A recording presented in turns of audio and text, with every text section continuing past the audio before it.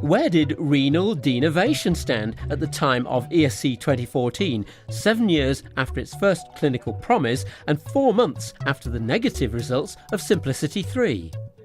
This is a viable technique in the appropriate patient, but there are a number of technical issues that still need to be sorted out. In particular, this major issue of, are you technically achieving denervation and sympathetic abrogation on the table before the patient leaves the cath lab? Denervation remains viable in appropriate patients if appropriately conducted, and as I've said, most importantly, that if we appropriately and aggressively treat our patients before we get to denervation, many won't need it.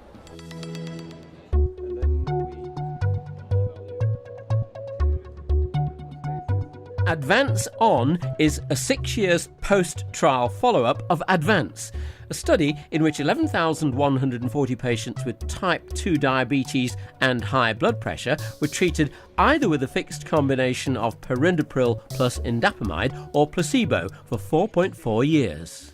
The main result was that there were indeed persisting benefits in all-cause mortality and cardiovascular deaths. They were still evident at a total of 9.9 years of complete follow-up, 6 years after the randomized treatment had stopped, with a 9% reduction in all-cause mortality and a 12% reduction in cardiovascular death.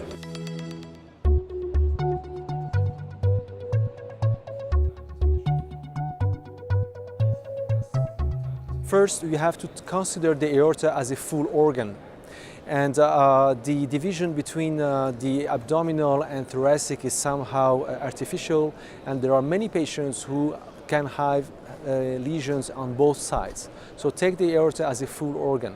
And also, when you go to consider the imaging methods, you also have to balance the benefits and the risk. Specifically in the younger patients, we have to think about the radiation issues.